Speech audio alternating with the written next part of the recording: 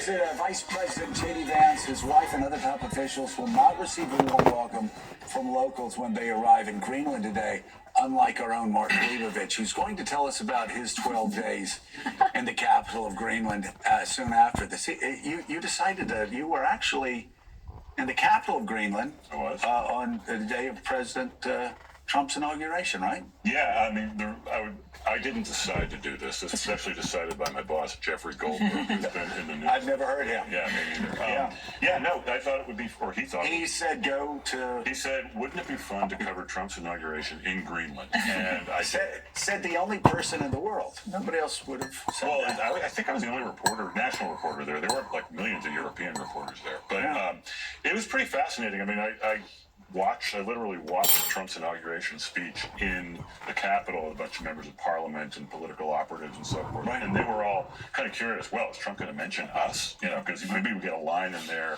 And after about like 3 minutes, they were just, I hope he doesn't mention us, because it was a pretty aggressive speech, you'll recall. So, yeah, he mentioned the Gulf of America, Panama, and everyone was like, their body went, oh my God, we're coming next. Canada, you know, usually, but then they went straight to Mars. But it was a fascinating place. I had to stay for like 10 days. Okay, we're going to get to more of that because you're in... talk all day. I know you can, and you were about to, but we're in a perfectly climate-controlled studio. Yeah. Molly Hunter, NBC News 4 correspondent, is not. She joins us from Greenland's capital. Molly, what can you tell us about the sentiment there ahead of the vice president coming up to Greenland? Well, first off, I'm very glad I'm not going to be here for 10 days at the end of January. I think it's a little bit toastier than it would have been a couple months ago. But it is well below freezing this morning. And I got to tell you, when the Vice President, the Second Lady, the Energy Secretary, Mike Waltz, the National Security Advisor, Joe, and the whole high-level U.S. delegation head to the Northwest, it's going to be way colder up at that space base. But after a week of intense political pressure, both here and from officials in Copenhagen, the Greenlanders we've been speaking to in Nuuk, speaking to a Nuuk, say this new scaled-back visit is something they can actually live with. Take a look. This morning, the much-anticipated, much-talked-about, and now much-scaled-back trip to Greenland officially underway. Vice President J.D. Vance, the Second Lady, along with a delegation including National Security Advisor Mike Waltz, took off from Joint Base Andrews this morning. We need Greenland for national security and international security, so I think we'll go as far as we have to go. On their way to the remote northwestern corner of Greenland, home to Bitufik Space Base and the 150 U.S. military personnel stationed there.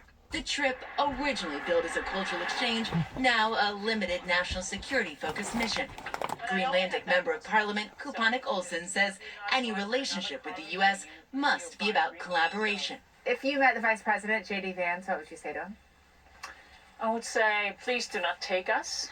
We are open for negotiations, but it should be on our behalf. The heightened interest comes as competition in the Arctic is heating up. There's just much more activity in the Arctic these days from Russia and China. The U.S. should have a growing presence there.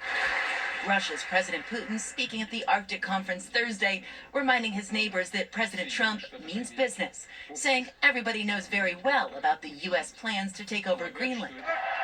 But this morning, after pushback from authorities here, the uninvited American visitors wouldn't be coming after all. What did it feel like when they pulled out? Relief, I think. A lot of people, the shoulders could let go. Anders Larsen runs a water taxi company here in Nuuk. We've always looked at America like the nice big brother to help you out. And now it's like the big brother's bullying you. Now, Jed, the most recent polling that we could find was back in January, possibly around the inauguration, but about 6% of Greenlanders say they would actually want to be American. I imagine, and we don't have the polling to prove it yet, I imagine that number has changed just in the last couple of weeks. A lot of people we're speaking to, they're like Anders, who was just in our piece, that water taxi founder and CEO, who says he respects America. He has always loved looking up to America, the American dream. They want American tourists to come here. They want to collaborate on business business with America, but they don't want to be American. And interestingly, that MP we spoke with as well talks a lot about how she kind of didn't realize maybe how much value they had here. They said Greenlanders are kind of waking up that actually, if the U.S. is so interested, who else might be interested in doing business as long as it benefits the people here, Joe? All right, NBC's Molly Hunter, go inside. It's cold out there. Thank you so much. Live in Greenland, Molly Hunter. So let's talk about what's going on here. Why is Donald Trump? We've heard about minerals, shipping lanes. Why is Donald Trump so interested in Greenland? Well, and has long been, right? Mentioned it Right. during his first term. Right. Surprised to many of us who hadn't thought of Greenland as being, a targeted place for the United States. But rare earth minerals increasingly important with the kind of technology we're now producing. Melting ice caps opens the door to some additional shipping lanes that become important not only for trade but also for security. We know Russia has focused a lot of attention on Greenland as well. So it makes a point that Greenland has interests that are important to the United States. It probably doesn't make the point that we are in a position, though, to make it yet another state. Talk about when you were up there, what you learned about why this was, again, so important to Donald Trump. Well, I mean, it is a legitimate strategic target if you want to think about it. I mean, for all the reasons that Susan just mentioned. And so I don't think this is all about Donald Trump's sort of manifest destiny here. But I do think that he likes size. He likes the idea that you could look at a map of what the world looked like and what America basically controlled before and after he came in. So I think that's important to him from a pure ego standpoint. But I also think, look, they're part of NATO, right? I mean, Denmark, NATO. And I'd be shocked if they did anything more aggressive than what the rhetoric has been, just because you're basically going after the rest of NATO, which could be very serious very quickly. But the police that I talked to, want no part of this. I mean, they were, I think, sort of amused at first, but right now don't want to go any farther. All right, Chris Matthews, Ali Vitale, Mark Leibovich, and Susan Page, thank you all. Greatly appreciate it. And coming up, we're going to bring you the very latest out of London, where King Charles was admitted to the hospital with temporary side effects from his cancer treatment. Also had a conversation with Amanda Knox, the American woman who spent nearly 4 years in an Italian prison for a murder she didn't commit. She's out with a new book that details her ordeal and what's life like for her today. Also, we're about to have a conversation about Russia, Ukraine, and where those negotiations stand. Let's go forward here. Stop. Back up. Stop. In South Carolina are still fighting a dangerous wildfire that's burned more than 8,000 acres. Several other fires are burning in North Carolina as well. Those areas are under a state of emergency. Downed trees left in the wake of Hurricane Helene last fall are further fueling the flames. And across the Atlantic, King Charles III is recovering after a brief hospitalization due to the side effects of his cancer treatment. The 76-year-old king is now back at his London residence after canceling his planned events for today. The palace, which first announced the king's cancer diagnosis in February of last year, says his recovery continues on a positive track and that the side effects were not unusual. And to Asia now, a huge 7.7 magnitude earthquake has struck central Myanmar. Oh, man. It happened overnight in the country's second largest city, where more than 1 million people live. An aftershock of a magnitude of 6.4 was recorded just 12 minutes later. The shakes were also felt in neighboring Thailand. According to local media reports, a 30-story skyscraper that was under construction collapsed in Bangkok. Search and rescue efforts now underway. We, of course, will keep you posted. Coming up here on Morning Joe, one of our next guests say the president's war on higher education demands an aggressive response. Dr. Zeke Emanuel lays out what that might look like. That'll be ahead in our 4th hour of Morning Joe. Let's move on. Oh, back up. Back up, back up, back up, back up, back up. Oh. I can feel the winds of...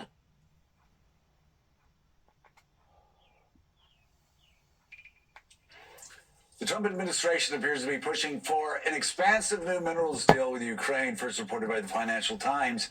The updated agreement requires Ukraine to contribute all revenue from natural resource extraction to a joint investment fund controlled by, wait for it, the United States.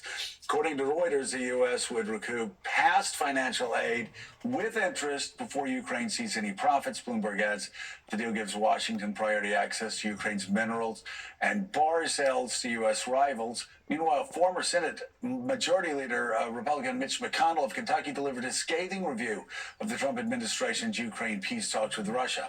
Speaking at the U.S.-Ukraine Foundation Gala in Washington last night, McConnell said, in part, quote, "When American officials court the favor of an adversary at the expense of allies, when they mock our friends to impress an enemy, they reveal their embarrassing naivete." With us now, staff writer for The New Yorker, Susan Glasser, founding partner and Washington correspondent at Puck, Julia Yaffe. Back up. Naivete. Naivete? Naivete?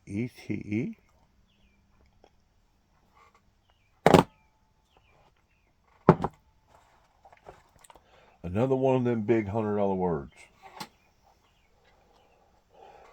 that I don't know what it means. So let's ask Mr. Gogo if he knows what it means.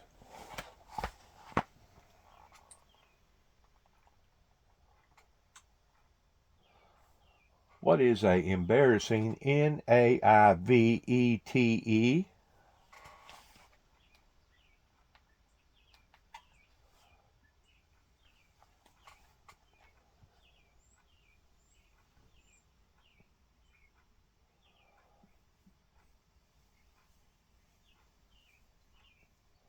Basically just means being naive.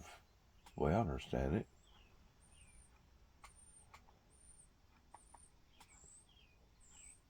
Naivete. Here's the definition of naivete: the quality of being naive, lack of experience, wisdom, or judgment. Well, basically just being naive. I ain't never heard it called naivety. The quality of being naive, lack of experience, wisdom, or judgment. Greatest fault was particular naive. Let's go and see what else it says here. As a French adjective, it is spelled Naive for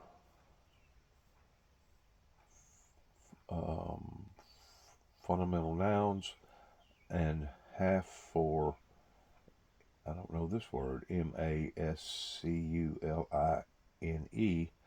nouns. So it's kind of half and half there.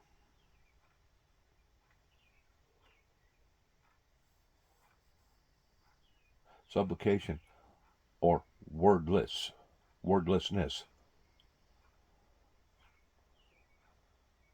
What does it mean in slang? Difference between naive and naivety. All right. I want to look up another one while I'm sitting here thinking about this.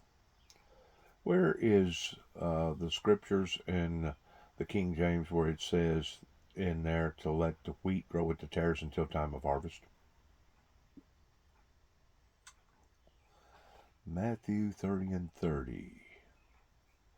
Let both grow together until harvest.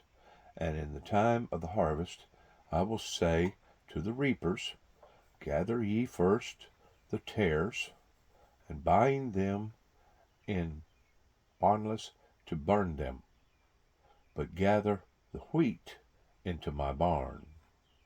Now I'm going to touch back on this in just a minute pertaining to this particular verse that God has laid upon my heart regarding all the BS that's going on with Russia, Ukraine, United States, and also all the BS that's going on in other parts of the world, especially over in the Middle East, pertaining to war, pertaining to bloodshed. Let's go on here. With us now, staff writer for The New Yorker, Susan Glasser, founding partner and Washington correspondent at Puck, Julia Yaffe, and former reporter at the Wall Street Journal, Matthew Brzezinski. He previously covered Russia and Ukraine for the paper. So, Julia, let's talk about the latest in this minerals deal. These negotiations do seem to be, again, extraordinarily unbalanced toward the Russians, and even listen to what Witkoff's saying of talking about, oh, this is just such a complicated issue. It's not a complicated issue. Russia invaded Ukraine. That's right, which this administration is having an incredibly hard time admitting. But if you talk about this new draft of this minerals deal, right, it's kind of a poison pill. And if you think about it, Ukraine accepted the American offer of a 30-day unconditional ceasefire.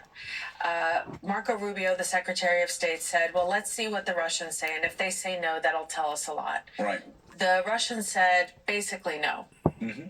They said no to an unconditional ceasefire. They said, here's a very, very limited ceasefire that we might be able to do if we talk about it to death for another few months. And so what is the U.S. doing? What is the Trump administration doing? It's ratcheting up pressure on Ukraine, the party that said yes, the party that was willing to come to the table. It seems like designed to have the Ukrainians say no, or to, right. I mean, to blow up the whole thing.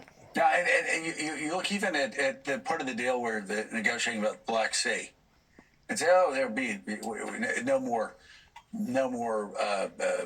fighting in the Black Sea. Well, that's like telling MIT, hey, you're going to play football against Alabama. It's a one-sided deal that helps the Russians. That doesn't help Ukraine at all, because Ukraine had stopped shipping.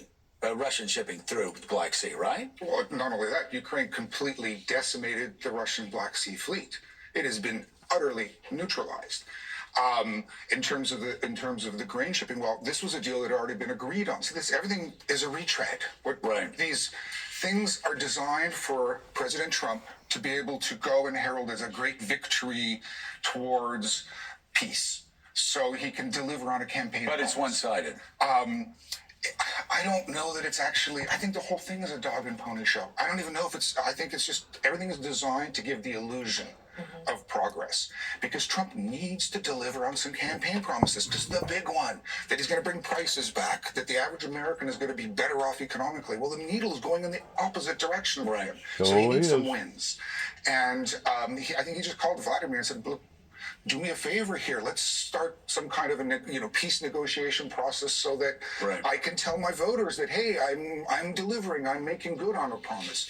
But there isn't going to be any peace for, God, months and months, and possibly, my guess is you won't have peace until next year. And Susan, at his core, Vladimir Putin's a KGB guy, and he's looking at this situation, and what's he thinking?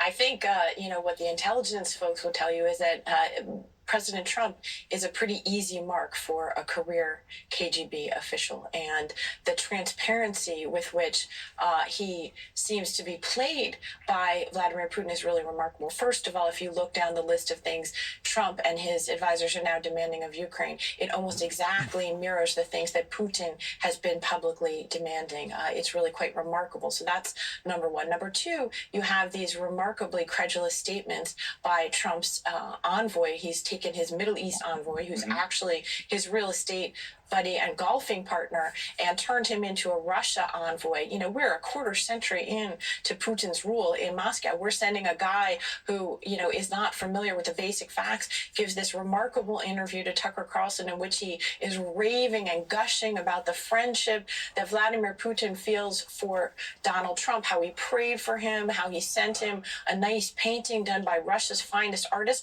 This is the kind of stuff that must be making Putin's former colleagues in Russia's spy agencies just beside themselves, because it can't possibly be that an American president can be so willing to be manipulated by Russia. This is what I don't understand.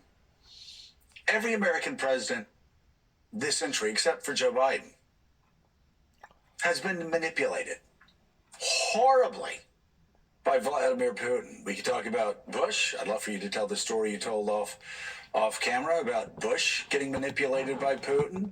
Of course, Barack Obama's famous reset and whispering to Medvedev, hey, after the election, we can do a lot more things together. And then they go and invade, Putin invades Georgia during Bush's term. He invades Ukraine, Crimea, shoots down commercial aircraft during Obama's. But I mean, it's very obvious what's going on here is various departments of our government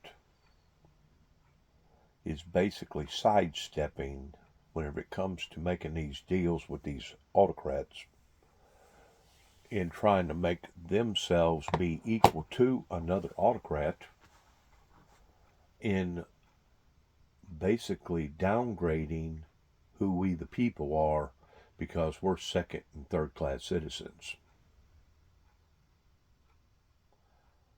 This is what I got to say in the reference of, in the Bible, King James speaks about letting the wheat grow with the tares until time of harvest. The time of harvest will be whenever the opening of the second seal occurs.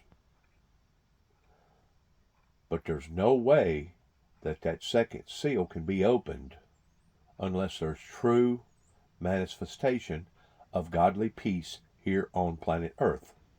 Because this is not going to be a United States event. This is not going to be a Russia event. It's not going to be a Middle Eastern event. It's going to be a global, worldwide event where it talks about let both grow together until harvest.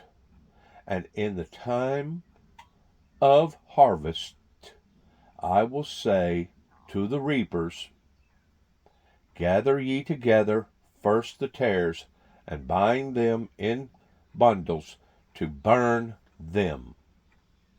But gather the wheat into the barn. We know by reading the scriptures that the tares represents the evil, demonic, cruel, insensitive people. We know by reading the scriptures where it talks about the wheat that this is in reference to the true Christians here on planet Earth. The barn is in reference to heaven. And we know that if you're not in the barn pertaining to heaven, then you're left down here in hell, because that's basically what's going to happen to planet Earth.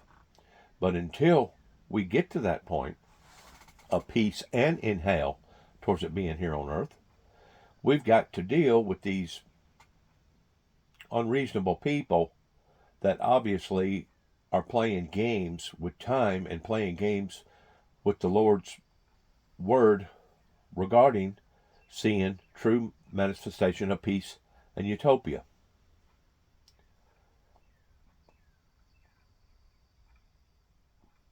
I got this to say to all accounts. Either those that are for or against in reference to not coming to an agreement in seeing true peace because of the damages that it's doing, the cruelty that it's doing to the second and the third class. Those who are opposed to peace, regardless of what continent that they may be on, will suffer tremendously with diseases and other forms of inflictions that can be brought upon to them by various ways, either coming from the Heavenly Father or the Heavenly Father allowing for the Luciferian Lucifer to bring that type of wrath upon that society. Whenever it talks about utopia and peace, I know for the past 30 plus years, ever since the Windmill Ministries missions has been overridden by either non-believers or hard-headed people or those that thought it was too in-depth or too rough in account towards supporting the Windmill Ministries. You have played these delay tactics here in America to the degree that now we're seeing almost everything blowing up, metaphorically speaking. We're seeing alliances that's questioning their intent. It's making us, ourselves, pertaining to our political structure, either look silly or to be mocked upon because of the unsustainingness of peace. And I just want to forewarn everybody in being a witness to God that if you don't motivate oneself in a peaceful stance, in a fair and peaceful stance, you will pay for it ultimately sevenfold regarding what God will either allow to happen or what God himself will either do. And I don't say these things lightly, but whenever it comes to the suffering of mankind, especially the second and the third class, it's unrelenting in what various people have done that claim that they are a believer in Christ. It's unrelenting in how that they have purposely allowed for God's chosen vessels to either be attacked or not supported. And right now I'm talking to the people locally here in Northwest Tennessee. Because they've known, I'm talking about the baby boomers, the adult people, they have known what they have done. They have sat idly by and they have let this thing escalate and get further out of hand to the degree that now we have massive killings and shootings and drug overdoses and people making meth and fentanyl overdoses and trillions of dollars in debt. They know what they have done. So I'm not going to be preaching to those who are innocent regarding the youngins or the younger ones. I'm going to be preaching to the elderly right now in response towards how come they did not have enough sense that claims to be born-again Christians to dig a little deeper regarding the messages that was coming from the messenger, which is myself, regarding all of this in exchange towards the opening of the first seal, in exchange towards the two witnesses, in exchange towards what it talks about in Daniel, the latter part of Daniel, in exchange towards biblical Bible prophecy. How come that they didn't do that? Well, I can't answer that. Other than there must have been a deception that they fell into towards being bamboozled. Well, the younger class and the youngest of the classes, to me, is a new crop. And I'm pretty sure that God kind of looks at people as in crops. I know there's different illustrations in the Bible towards looking at people towards them being trees, that if the person is not providing good fruit, God will hew down that tree because that tree is no longer producing good fruit. I know that in the scriptures it says that it would have been easier or harder, let me reframe my statement here, that it would be worser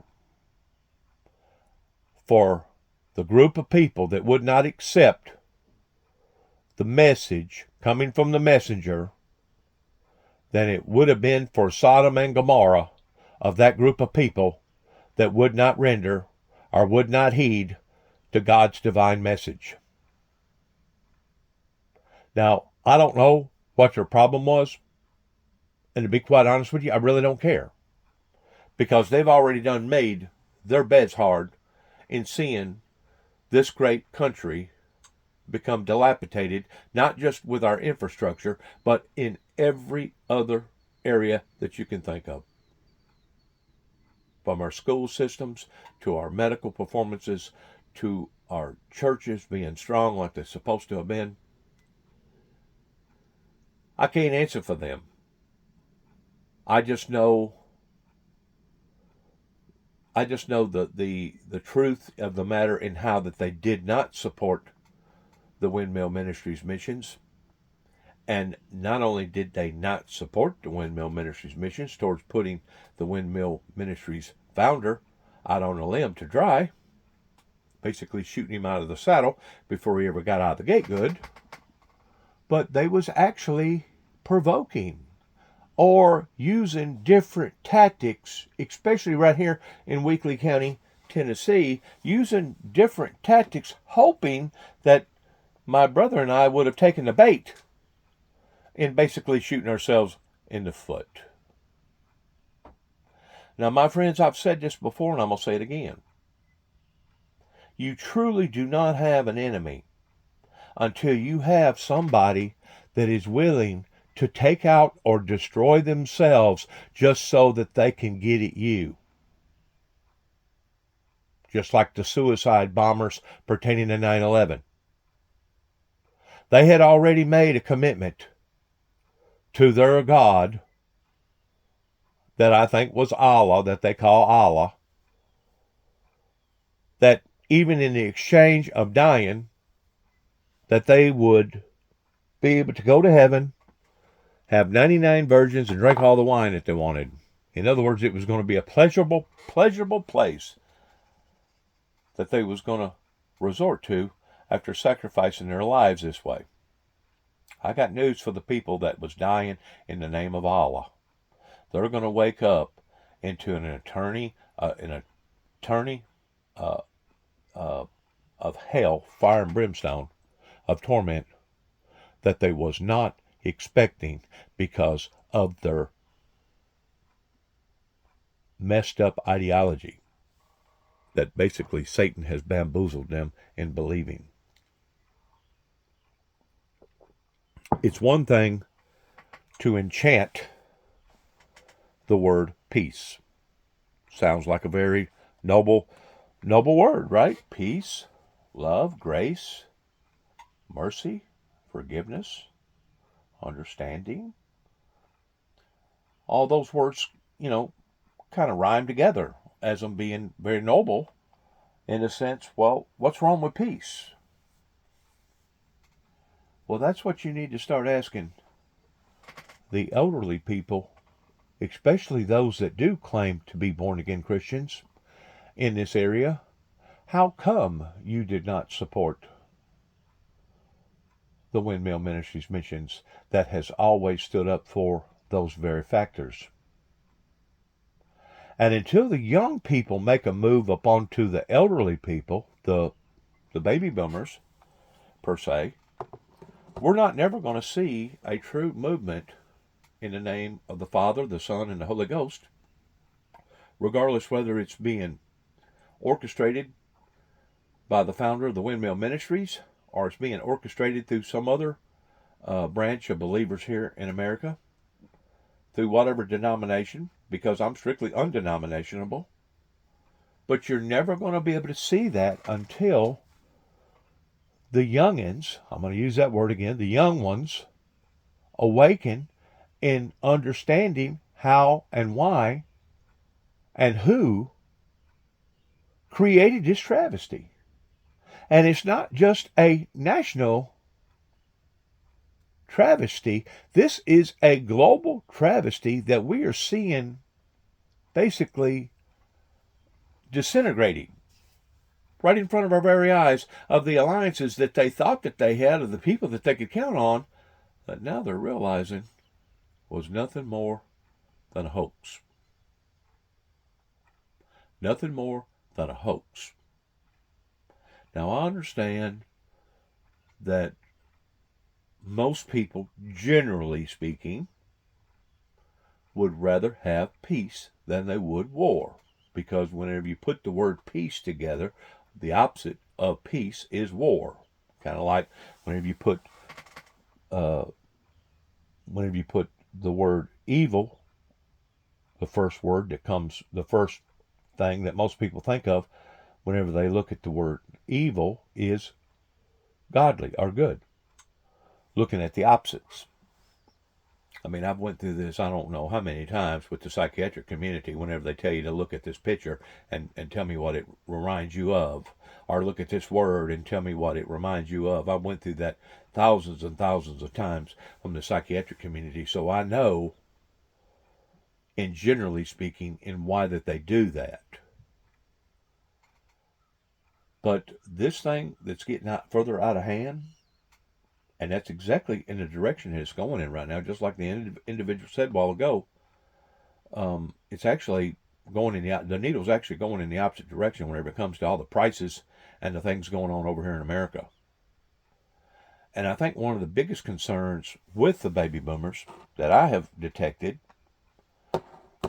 in the realization that they themselves was bamboozled in believing that we was all just going to vanish and disappear off the planet and nobody was going to have to feel any type of pain or any type of remorse whenever it comes to our bodies being transfigurated from mortal to immortal in the twinkling of an eye, because there will be a certain amount of pain that will occur during that instantaneously moment whenever God the Father is surrounding the earth, gathering together his elect from the four corners of the earth. But more so than that, I feel like that their identity in what they claimed that they believed in was either false or somebody hadn't explained to them that as one lives, one must die. For there is a season for everything. And that's the part that I feel like that a great deal of the elderly people or the older people that could have initiated a movement but chose not to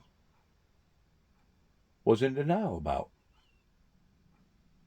Now, friends, it comes a time that the American people needs to awaken.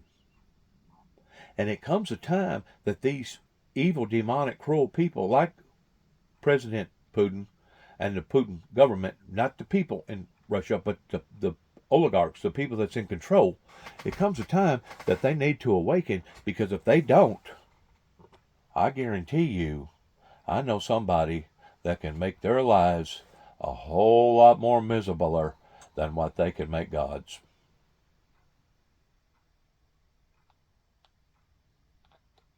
Go back and read what Winston Churchill was saying in real time about FDR getting played by Stalin. What is it with American presidents who keep getting suckered by Russian leaders? Well, I think that's the key point, is you don't have to get played if you don't want to get played, right? If you go in there understanding the adversary that you're dealing with, to Mitch McConnell's point. But you need to also realize that those people, first of all, as I have put them in the category of, they're not goat herders.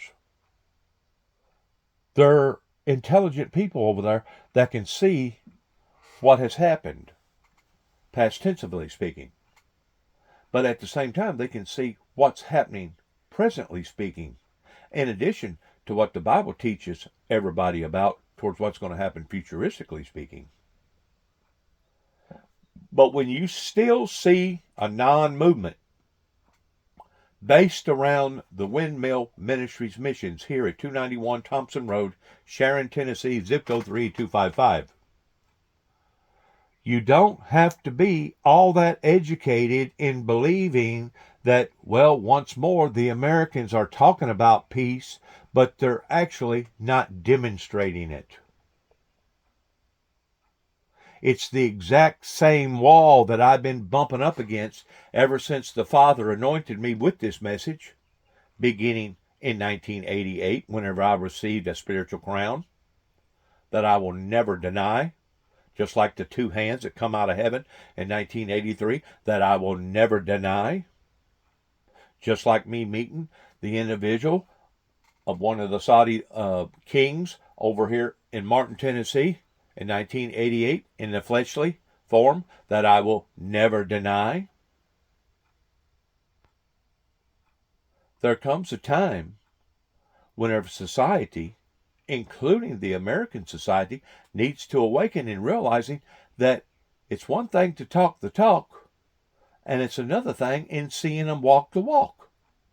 Especially whenever you start comparing the numbers game with the divorces, with the murders, with the drug overdoses, with all the gun violence, with all the school shootings, and with us still going backwards rather than going forwards. Those people over in Russia are not stupid whenever it comes to talking about peace, but in reality, you're not formigating it.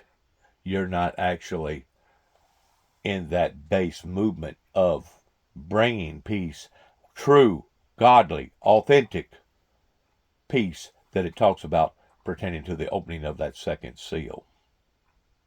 Or true, authentic peace towards the Father, speaking in general, towards letting the wheat grow with the tares until it's the Heavenly Father's call, and when He will call down the reapers to reap and to do what I just got through reading about in the scriptures. Friends, this is not a hoax in what has happened to me.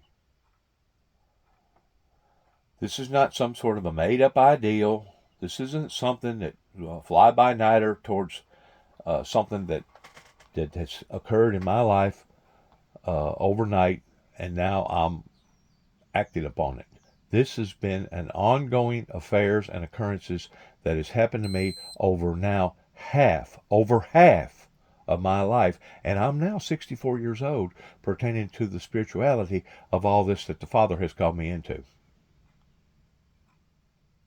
Rather not you're old or young, those that get a hold of this message, you can snigger, you can laugh, you can do whatever you want to do other than doing the right thing. But I promise you, ultimately in the end, you will regret towards not doing the proper and right thing, especially in the name of the Lord Jesus Christ of Nazareth, whenever it comes to the brotherhood and the sisterhood of Christ.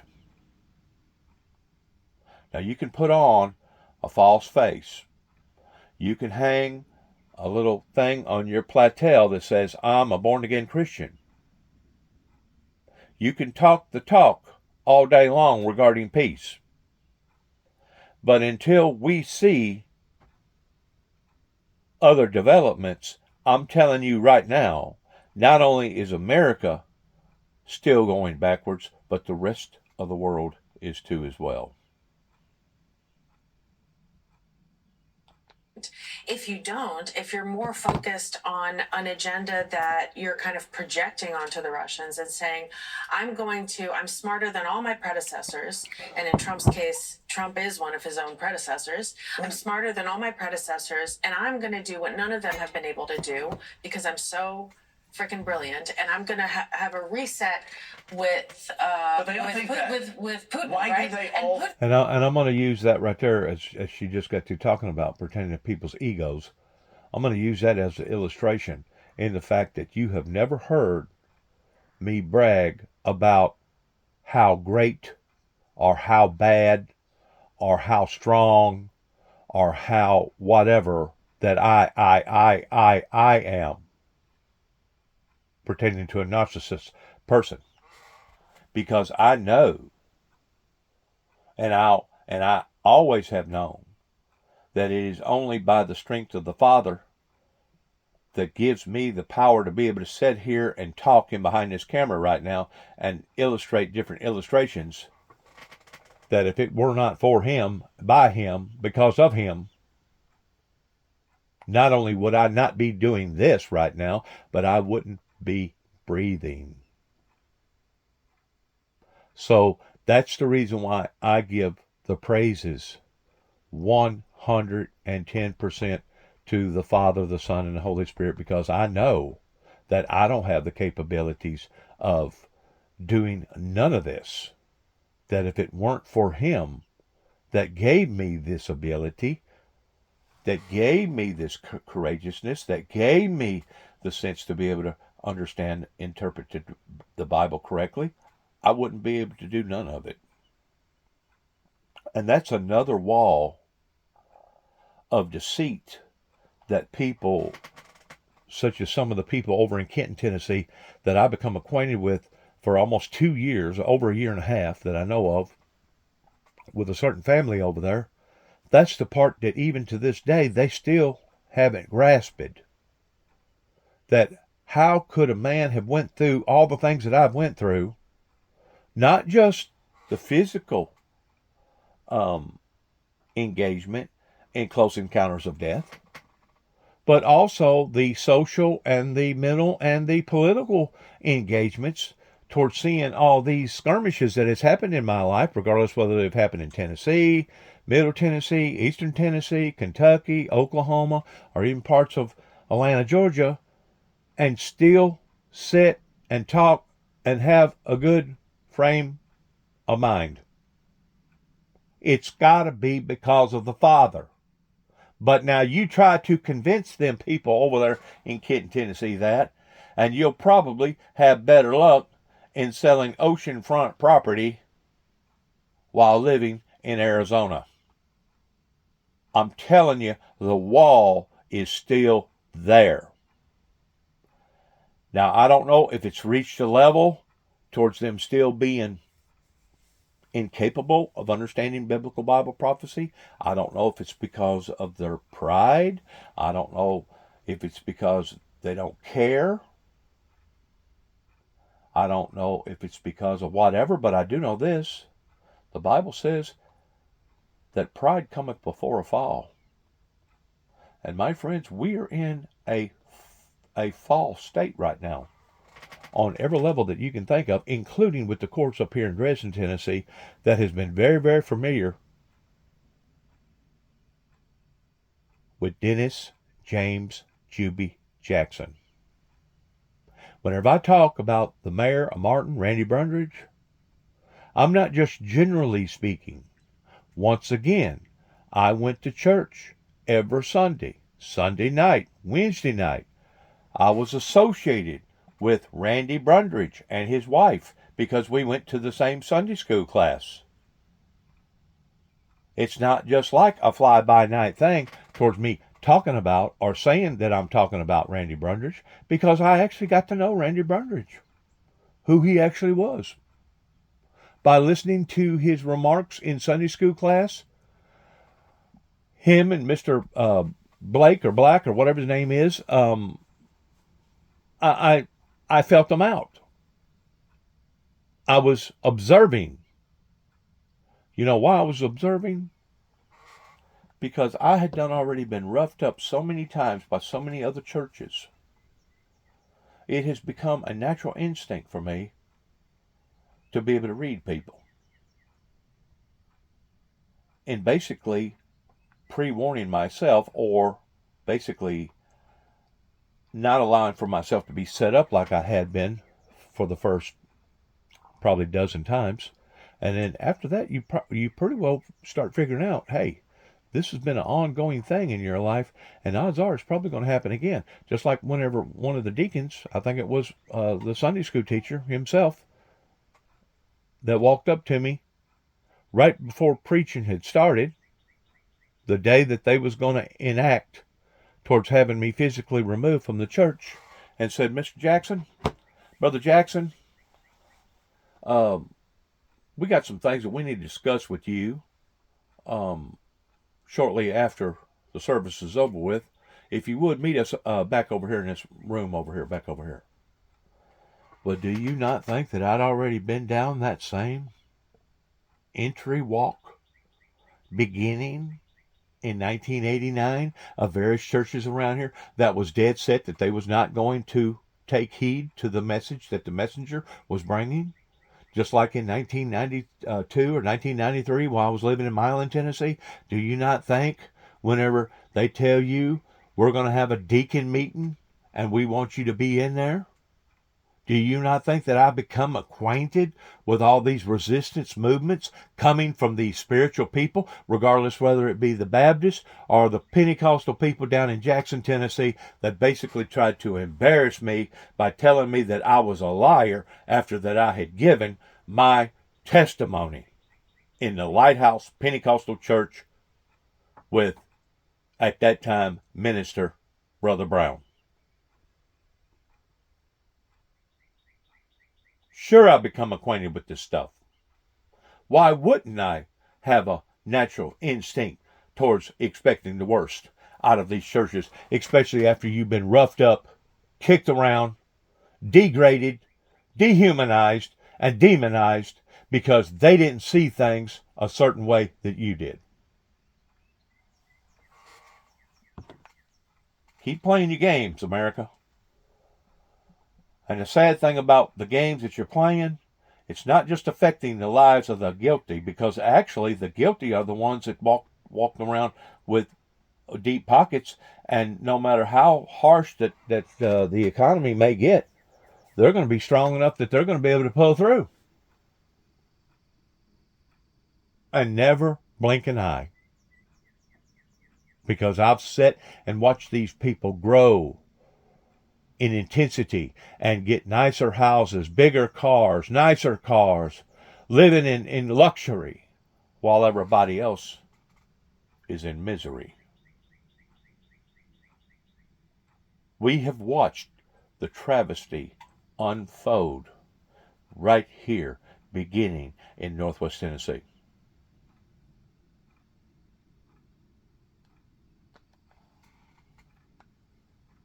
These are not ideologies. These are not mythologies. These are not ideals, per se, coming from an individual, but these are facts. And until I see a full face, 180-degree turn coming from the general public, especially the so-called authority figures that supposedly was the professionals around here that could read and write, and most of them go to church and believe in the same Savior that I believe in. Well, they claim that they do. Until we see a movement in a different direction, we're on a trajectory right now of doom and gloom. And you don't think that the people over in Russia and other parts of the world can see that? Sure they can. They're not stupid. They see the game that these people have played. And now it's costing not only a little bit of inconvenience in their lives, but now it's costing a big inconvenience in the lives of the innocent.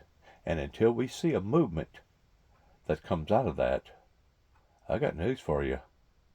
Donald Trump can scream and yell, and he can try to negotiate some sort of an agreement with the Russians and the Ukrainians. And unless some sort of a miracle happens, I'm going to say he's just going to be beating his head against the wall. And what Donald Trump is realizing pertaining to his narcissism that he boasts about himself about is the fact that now realization is setting in with him and understanding just exactly how powerless that he actually is. Regardless whether he be a president or a construction investor or a reality show host person. There comes a time whenever reality will hit you smack dab in the face. No matter who you are, no matter what position that you hold. And this includes the oligarchs over in Russia. This includes the oligarchs over in China. This includes those evil demonic people over in the Middle East. God will humble this earth, or he will make planet Earth regurgitate itself upon those who thinks that they're above and beyond the powers of God, even at the expense of seeing the innocent become hurt.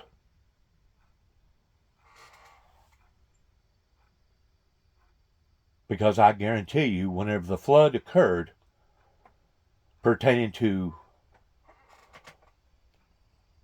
rising the wrath of God to the degree that he was wanting to destroy those who had created such evil, who had created all this sin, it was very, very unpleasurable in God having to watch those that didn't have nothing to do with that suffer too as well. That's the only reason why there is another window that could be a window of opportunity for various people, that once you are dead, as well as all of us, after the 1,000-year millennium, there will be a short period of time in the spirit world giving the people one more chance after all has given up its dead, including the sea, standing before the white throne judgment of you either desiring to follow after evil, or you learning your lesson towards you not following after evil and staying on the side of good. Because at that point in time, that will be the determining factor where you could very well lose your very soul. And I don't say these things lightly, but I say these things in response toward me being able to read the Bible and understand just exactly how different levels of judgment is going to fall upon the humanity in the time that we are either in the flesh or either in the spirit world pertaining to the afterworld of what's going to occur. Now, you can be in denial about all that if you want to, but I'm telling you right now, that's how God has lined it up, and he's lined it up because it would be unfair for those same innocent people that died during the flood, for them not to have the opportunity of being able to make their own decision of whether or not they was antichristes, or whether or not they was willing to hang on to that in which what they know to hang on to pertaining to life through the Heavenly Father because of the Lord Jesus Christ. For every knee will bow and every tongue will profess that Christ is Lord of Lords. And if they're not willing to do it in this lifetime voluntarily, they'll be forced to do it in the hereafter life. And it may just be on a temporary scale, but they'll be forced to do it during that time, whenever everything at that point in time will be in the spirit world, standing before the great white throne judgment, even forcefully, just like it talks about during that 1,000-year millennium. So it doesn't matter pertaining to the wheat, pertaining to the evil ones, pertaining to the antichrists that's living in the flesh right now. It really don't matter what you think or what you don't think, but what does matter is whenever the wrath of God falls down upon your nation or upon your continent, you need to realize who's really in power. Because it's not going to be people like Donald Trump or Mr. Putin. It's not going to be people like the head leader over there in China. It's going to be the creator of this universe. And he will make his stance and he will make his point very, very evident in not only who he is, but what he is.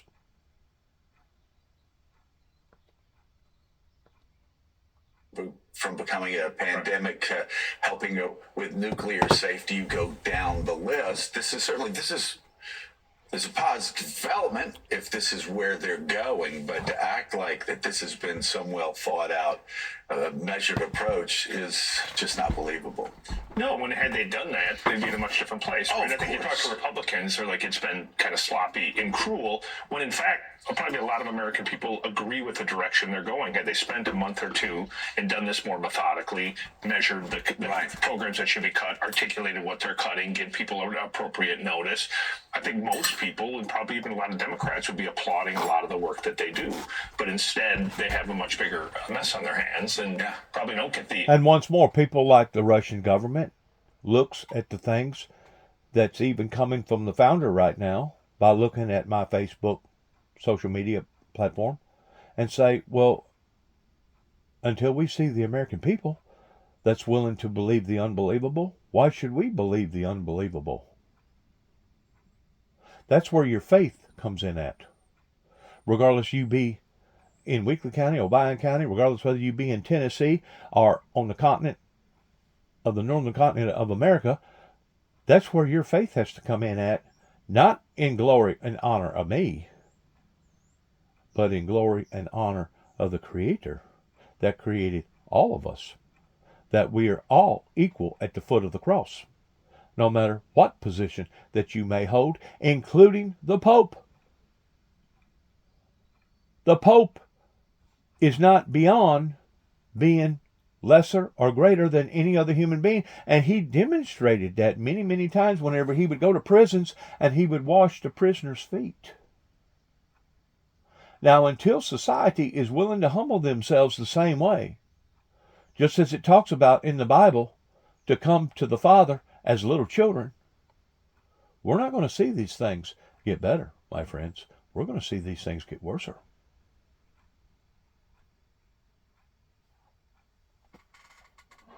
And if you don't believe that, just sit around and watch what's going to happen this year pertaining to all the damages that's going to occur pertaining to the forces of nature, as well as the damage that's going to be done pertaining to human beings' life, that basically Satan is rearing up and roaring up right now and being just exactly what the Bible talks about, towards him being out to kill, steal, and destroy, and towards him being the author of confusion. If you don't believe me, sit around and wait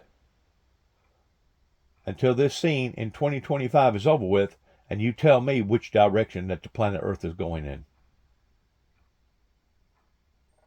People are not stupid. They're not blind. They have intelligence. Take that they wanted from it. As we say in L.A., Lower Alabama, you know, when you talk about waste, fraud, and abuse, that's like shooting catfish in a barrel. Exactly. Yeah. This is easy stuff, and for them to mess it up the way they did, because Elon Musk has an approach that's always worked for him.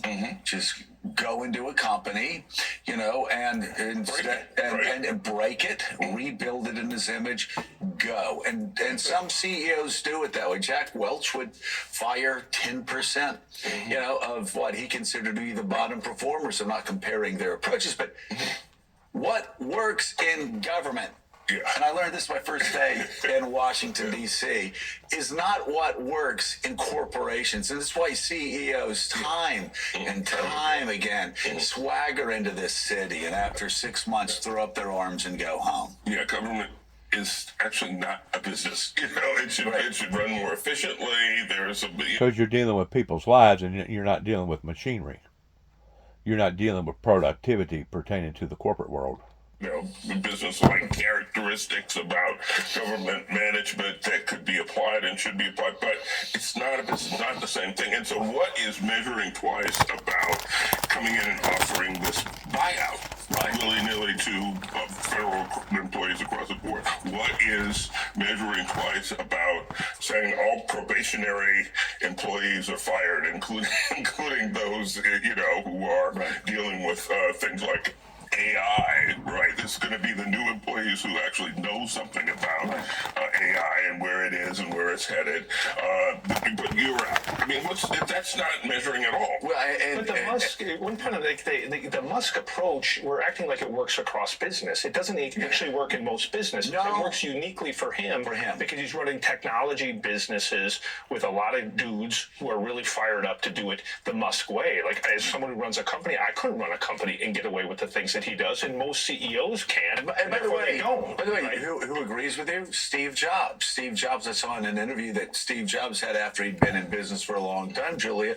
He said, what's the lesson you learned? He said, I learned I have to be more patient with people. I have to understand that maybe somebody that I wanted to fire this instance, I worked through it. And they became some of my top performers. You look at the CEO of NVIDIA. He says, there have been people that have cost his company $1 billion. And they come up and say, I guess you want me to quit. He goes, are you kidding me? You just learned $1 billion mistake, and I'm going to let you go take that $1 billion lesson to another company? And that's, again, Jim is right. This is unique even among CEOs. And I know some people that listen to this may be saying, well, that's what Mr. Jackson needs to take heed of, pretending to be more patient with the humans. What did I just say a while ago? I have been at this now for well over half the period of my life at the age of 64 years old. I may have said 63 a while ago. I'm 64. Just turned 64. I had went on a 20-year span of being degraded, dehumanized, ignored, or picked at, or poked at in some form and fashion of a way, either from the state of Tennessee in 205, the state of Kentucky in 207, and up until what happened in my life in 209. That was basically the 21st year. I'd went a whole 20 years of trying to be that in which what the Father had called me to be, which was being a messenger. Well, whenever they done to me what they done to me in Oklahoma, and I know the people in Tennessee may say, well, we didn't have nothing to do with what they done out to you in Oklahoma. The people in Tennessee may say, well, we didn't have nothing to do with what they done to you in Kentucky. Did you not? Because you deliberately hung me out on the limb to dry. To where if I would have had a Joe Osteen backing of 24, maybe 40,000 people, maybe people would have been prone of listening to me a little bit more, and they for darn sure wouldn't have attacked me the way that they did in Oklahoma City, Oklahoma, towards trying to make me look like a freaking monster simply because I was out there investigating them. Patience only goes so far. And that also applies to God's patience. And it was up until 2009 is whenever I went back to LBL to the sacred site. And we turned the tables. After going through the teetotal hell that I had been through before 2009. In addition to the hell that broke loose in my life from 2009 up until basically whenever I come back to Tennessee in 2014. And of course in 2017, after going through such misery here in my home area where I was raised up at, the 3 years of torment that they was applying towards my life was actually being applied towards my brother's life, and he couldn't take the anxiety, he couldn't take the pressure, he couldn't take the attacks coming from his peers, the people that he went to school with, and basically helped to drive him into an early grave that the law enforcement judicial system here in this area will give an account for one day. And if they don't give an account for it in this lifetime, they'll give an account for it in the lifetime to come. Simply because the Bible says that vengeance is mine, saith the Lord. It ain't my vengeance. If I didn't care about you, I never would have come back into this area to begin with. But I just didn't realize the seeds of hatefulness that had been planted, once more based upon the fish story or the snowball getting bigger and bigger. I didn't realize that the seeds of division had become so strong until after I come here, and by that time it was too late because I'd already made a decision towards coming here because this is where God wanted me to come. I never would have thought that I was going to get kicked out of First Baptist Church up here in Martin, Tennessee, and told not to never step foot back up onto their property because of a lie that had been told by an individual that was one of their members. I didn't know that Randy Brunders was going to do like he done pertaining to Central Baptist Church after me becoming acquainted with them for almost a year, going to the same Sunday school class. But it did. I didn't know that I was going to be removed or told that I wasn't welcome to all these other churches around here. That even my cousin, Dwayne Davis, says, well, that ain't a real church if they're treating you that way, is it, Juby? I said, well, you can take it for what it's worth, buddy. I'm telling you what has occurred. Proof is in the pudding. And I'm still not getting no favorable, positive results from some of the people over in Kenton, Tennessee, in Obion County, much less the people over in Wakefield County, Tennessee. You tell me who's blowing smoke in whose face. And you don't think that those people over in Russia can see this? And can identify this? Just like the people over in the Middle East? That knows anything at all about the supernatural pertaining to the miracles that's happened in my life? You better think again, my friends. You better think again. Because I'm telling you right now, America is on a trajectory of a wake-up call that you ain't going to like whenever it actually gets here. And I ain't talking about the forces of nature. I ain't talking about other types of events like plagues, famines, whatever. I'm talking about all the above. I'm talking about all the above.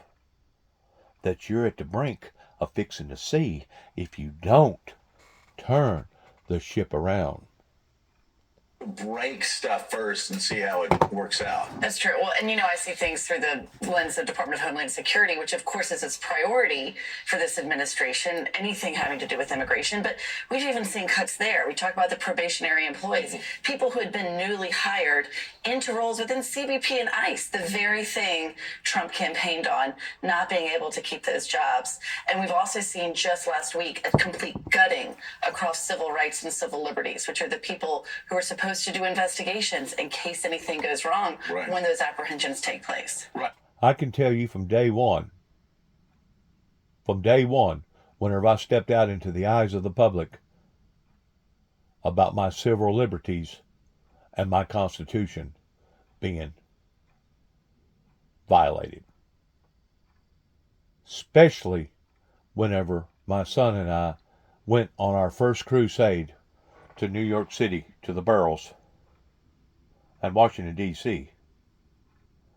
You talk about kicking up a bunch of demons. You talk about a bunch of resistances that was flowing my way. It was awful. It was awful. Not just coming from the churches, but coming from the political world, coming from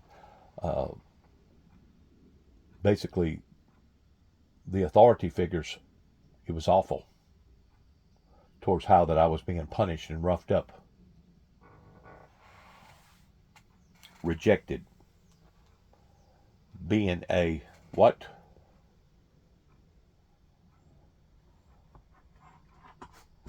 Being treated like an enemy.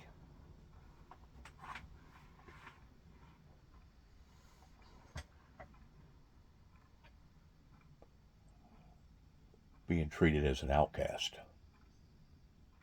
And as far as I'm concerned, this is the year 2025 after the year 1988.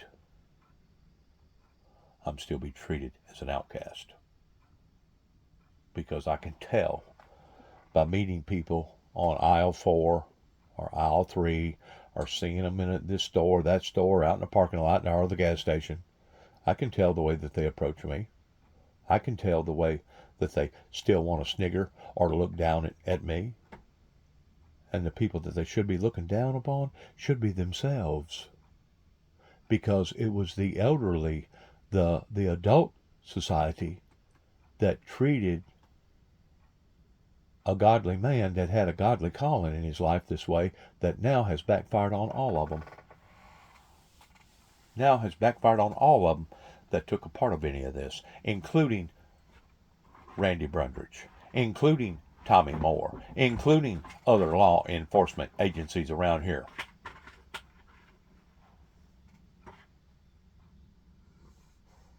And until the people are willing to rise up to hold these same people responsible for this, we're still going to be going in the wrong direction. Instead of getting out of the storm, we're still heading into it. Now, you can put a spokesman up there if you want to regarding Donald Trump. God bless his soul. I'm sure he means well towards speaking about peace. But in reality, you really think he's going to accomplish that? After this has went this far? And I'm still being an outcast? Good luck. Good luck is all I got to say to you, buddy. Or buddies, pertaining to those that claim to be born-again Christians, believing in the same Savior that I believe in, that has treated their brother or sister this way. Once more, the Bible says very clearly, it would have been better for Sodom and Gomorrah than for that group of people, or for that person that treated God's people that way, or God's person that way, that it would have been better if a millstone was tied around all of your necks and you cast into the ocean. It would have been better if you had never been born than for you to have treated an individual this way.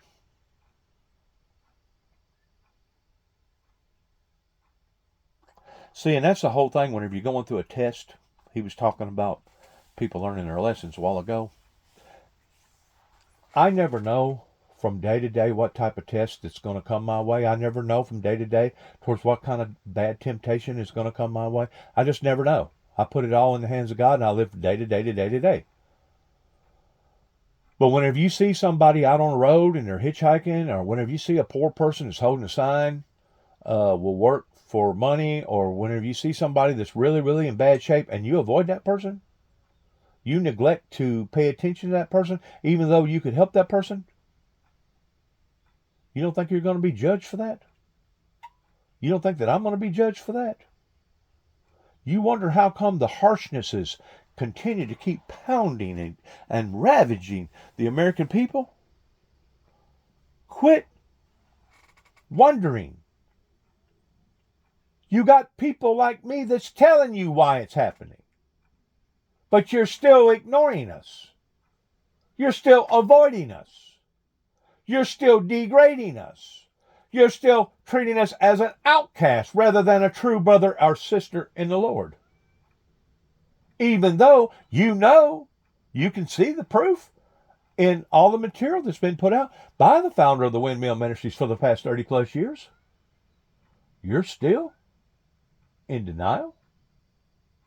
You're still hoping for the best. Well, you can hope in one hand and poo-poo in the other and see which one fills up the quickest, as my granddaddy used to always say.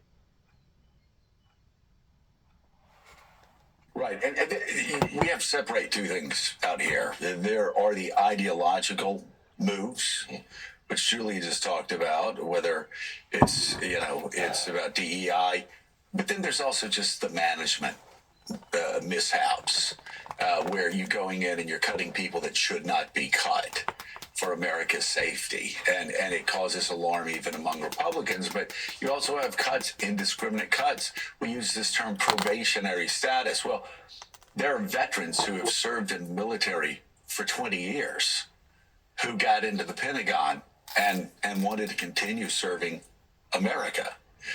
They got fired because they were in, quote, probationary status because they'd only been there like a year or so. Joe, a lot of vets being fired here. There are very few people who would disagree that the federal government is inefficient, has too many people, uses outmoded technology, needs change. People have understood that for a couple decades. But it doesn't need change with a chainsaw. I mean, that was a pretty good metaphor for how Elon Musk I is agree. behaving. It needs change that's thought through carefully, done with a mind of not hurting the most vulnerable people. That's one of the things that bothers many of us the most. The people who are really going to pay the price here are the ones who can't afford it. And especially, and speaking of vets, the cuts at the VA, yes, especially horrifying. And the only way that we're going to do this and do it efficiently and accurately is because of the leadership of the Holy Spirit. Because we've already seen how man can make a mess of this thing.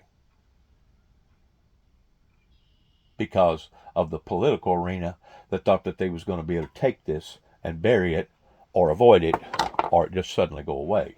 That's exactly what they was trying to do to the founder of the Windmill Ministries, that if they made life hard enough on him, that he would eventually give up this quest that he felt like that the Father had placed him in They doing. would engage in what they called the slow roll, where they would just grind them down.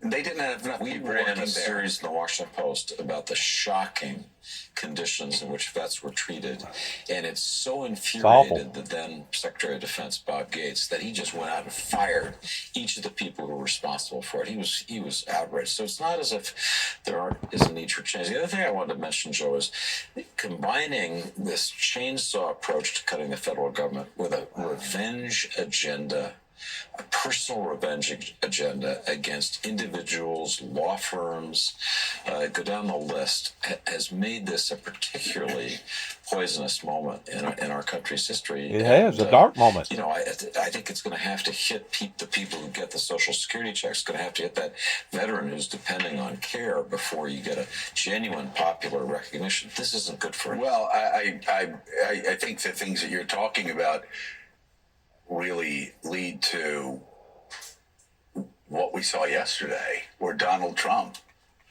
told his UN nominee he needed to go back up to the upstate New York district, Jim, which could be competitive. And you said, well, Trump won that by 21 points. Well, Trump won a district, a state Senate district in Lancaster County by 15.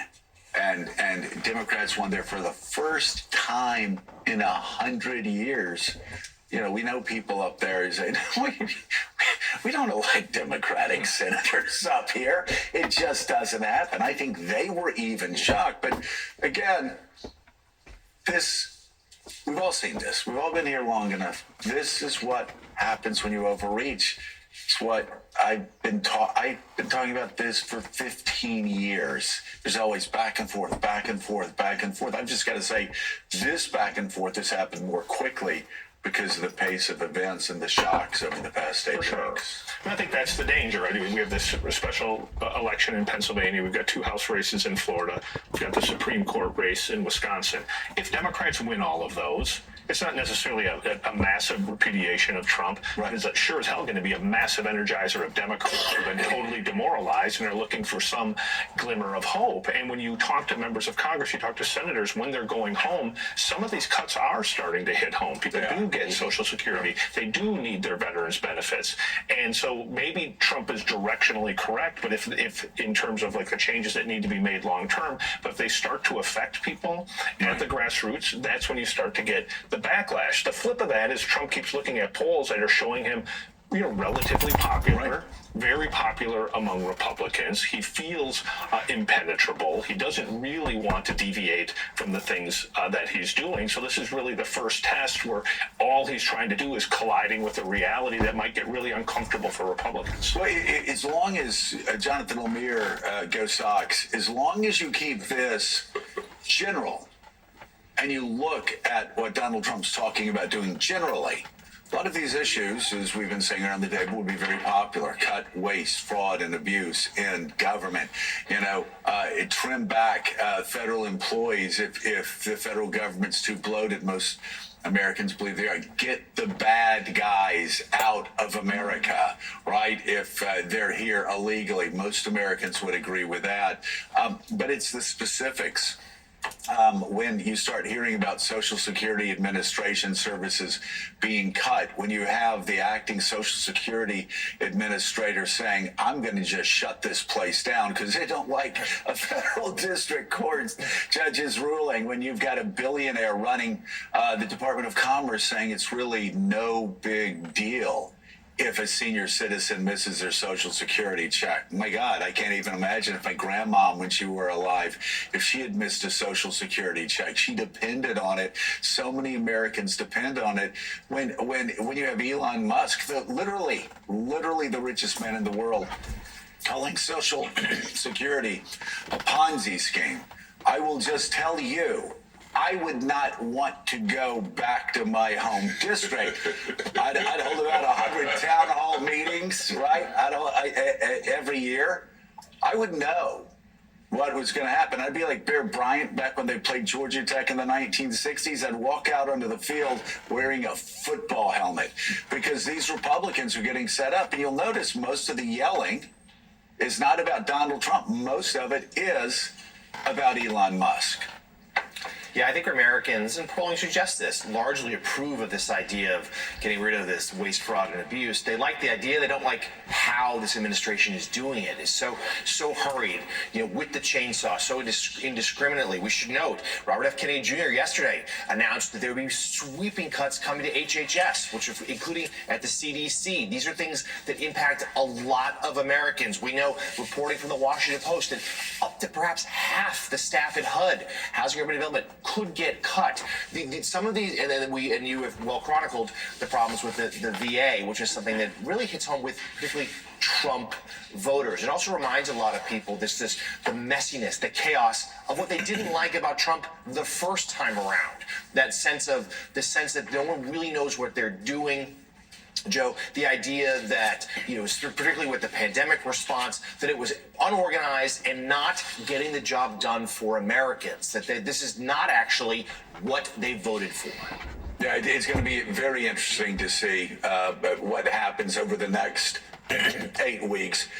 People are predicting a quickening pace of events. I don't know. When you have Donald Trump talking to, again, who he was going to send to the United Nations, saying, you need to go back to the House, and then saying in his statement, we know that if you run, you can win. We don't know if somebody else running for this seat would win. That certainly is the beginning of some warning flags. I will say, all of this is a reaction, what we're talking about right now, to Elon Musk and others talking. I've said all along, they need to be transparent. They need to talk to the press. If he has that much power, talking to the press is a good thing to do. And also it shows us that's, again, a more measured approach over the next 8 weeks would be a positive thing. I'll get back to you in a second, but David gave me a look, and I know when David gives me a look, I should get him.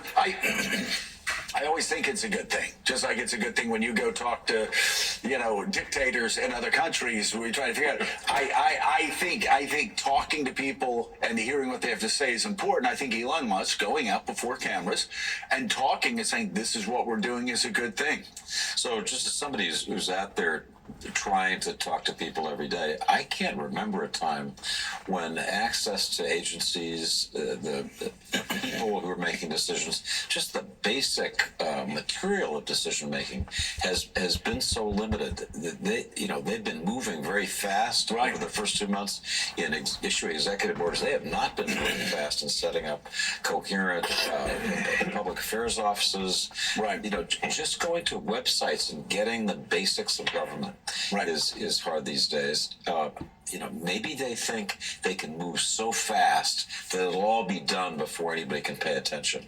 But I think that's proving it's not going to work. Doesn't work that way. But this is a very difficult administration to cover. Yeah. In part because you have no access. Take foreign policy. What are they trying to do? What is the strategy with Russia? How are they going to get a peace deal in Ukraine? It is very hard to find anybody who can speak authoritatively. Or Elon Musk's Doge, for example. We don't have an organization chart. We don't know who. We don't know who works for him. Yeah, one of the lessons I learned in politics, and I always would tell people that get into politics, don't sneak up on people. When I talked to presidential candidates that were going through vice presidential selections, I said, go back to 1988. Don't show up in the Riverwalk and say, and here's Dan Quell, or and here's Sarah Palin. Don't sneak up on people. Let people know what you're doing, and unfortunately, we don't have that transparency here, and it's obviously very concerning for Americans, but also not being helpful for the administration. We'll be right back. We're going to talk to Jonathan Weir is going to take us through the news on this ongoing signal. Do we call it Signal Gate yet? I don't know. Also, Axios published some really surprising polls that show it's not just Democrats or members of the lamestream media who are upset by what happened. Is that what? Do they still call it the lamestream media? No. The dominant No, media? they never call it that. What do they call it? I don't know what they call it. But whatever they call it, it's also Republicans. 60% of Republicans think it's a big deal what happened with Signal Gate. We're going to go through all of that when we return on Morning Joe. Move a little bit quicker. See what they got to say here. Well, first, it was sensitive information, not classified, and inadvertently released. And what we should be talking about is it was a very successful mission. Our world is now safer because of that mission. We're not going to comment any further on that. If you want to talk about classified information, talk about what was at Hillary Clinton's home that she was trying to bleach a bit.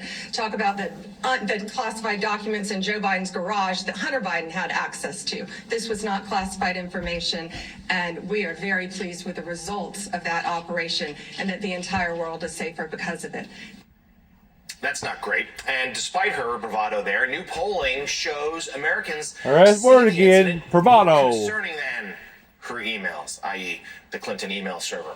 A new YouGov poll finds that 3 out of 4 Americans believe the Signal chat about strikes in Yemen is a serious problem. That includes... Did they say bravado or nervado? 53% who called it very serious, and another 21% who said it was somewhat serious. When broken down by party, 89% of Democrats, 72% of independents, and look at this, 60% of Republicans believe the situation is a serious problem. And of note, a higher share of adults said the Signal chat was indeed more serious than Hillary Clinton's personal email use. A YouGov poll from September 2022 found that about 3 out of 5 Americans viewed that controversy as a serious problem. And Joe, the White House is aware of this. Our new reporting out last night, President Trump privately still very angry about this, about what a distraction it's become. He can't talk about what he wants to talk about. Tariffs, immigration, the like.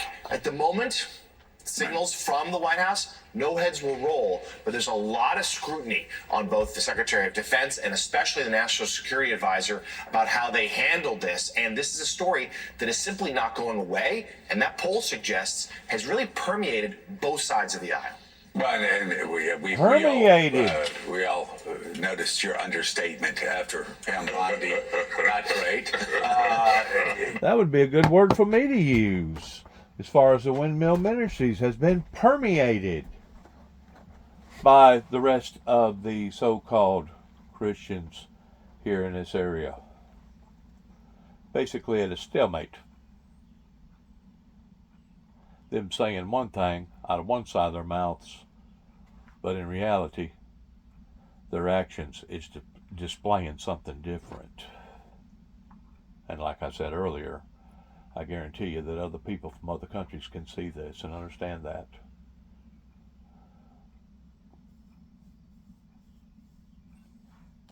To Hillary Clinton in 2016, but Jim Van Dyke, Axios actually published this new poll, and you guys actually... And I just want to weigh in on what you're talking about pertaining to Hillary Clinton. As far as I'm concerned, she should have really been looked down upon in her actions and what that she didn't do that she should have done in regards towards all that.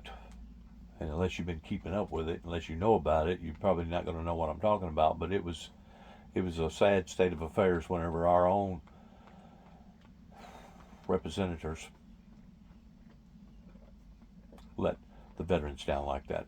Actually explained how more Americans are concerned about what happened with Signalgate, so to speak, than they ever were at any point during the Hillary Clinton email story. 60% of Republicans saying it was a serious thing. And again, this was all avoidable. I remember all of this going on that morning after. And I agree with that statement. It's all avoidable. If the Reagans and the Bushes and the church administration people would have done the proper and right thing. But instead, they talked the talk out of one side of their mouths, but done something completely, totally different. The world has caught on to this. It ain't just the Russian oligarchs, but the world has caught on to this. And because of it, we're at a stalemate. Because of it, we're still on a trajectory of going into the storm rather than coming out. Goldberg had released the first bit of this tape, and they were pushing me, going, "Oh, nothing, there's nothing to see here." We all said, just admit you made a mistake, move on. They refused to do it. They dug in. They were arrogant. They attacked Jeffrey Goldberg and the Atlantic. And so Jeffrey said, okay, well, if you're saying that this is what you do about nothing, then he released everything else. And Republicans, horrified as well. Right. I would say if you step way back, the reason to be to have some confidence after that poll would be that I think if you think about media right now, it is very much, it's not about like fact checking, it's not about winning the news cycle, it's about shaping reality. And if you look at what happened the second that story broke, if you went away from us and you zoomed into MAGA media, all of the podcasts, all of the sites, the conversation on X, it was all that this is a hoax or it's not a big deal, nothing to see here.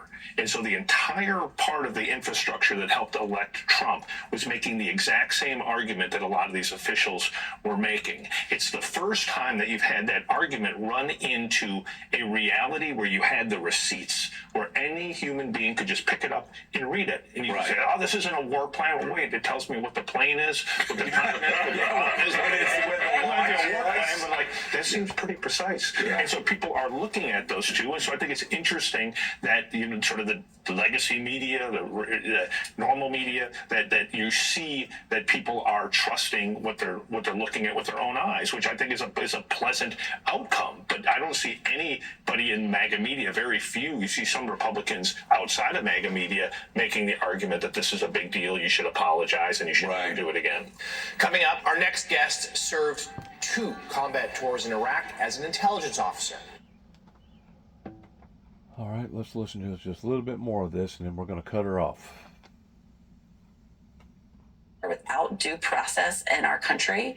She's standing in front of these men, as you see there, many of them shirtless. They put 80 men in those cells for 23 and a half hours a day.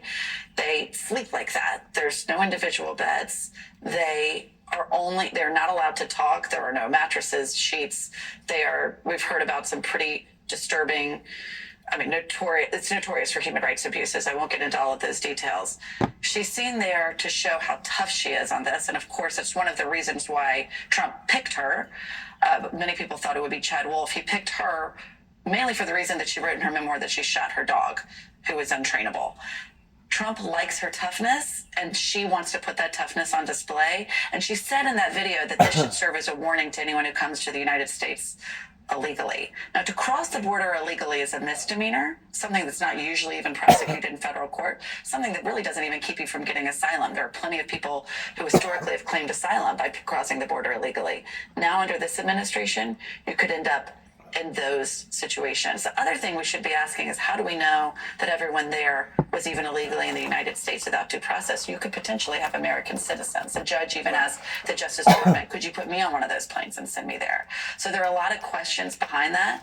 They want to use this as a deterrence measure, but one of the things we're trying to get to the bottom of is, how long are those people going to be there? Because when she was asked that, she could not answer that question. All right, NBC News senior Homeland Security correspondent Julia Ainsley, thank you so much. And coming up, Canada's Prime Minister is vowing to fight back against President Trump's tariffs, saying Canada's economic relationship with the...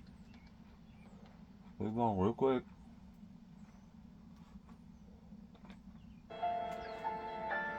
Real quick.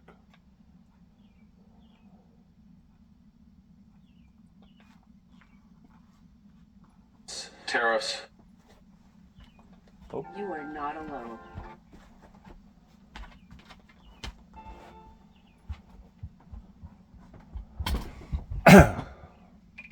We will fight the U.S. tariffs with retaliatory trade actions of our own that will have maximum impact in the United States and minimum impacts here in Canada. The old relationship we had with the United States, based on deepening integration of our economies and tight security and military cooperation, is over.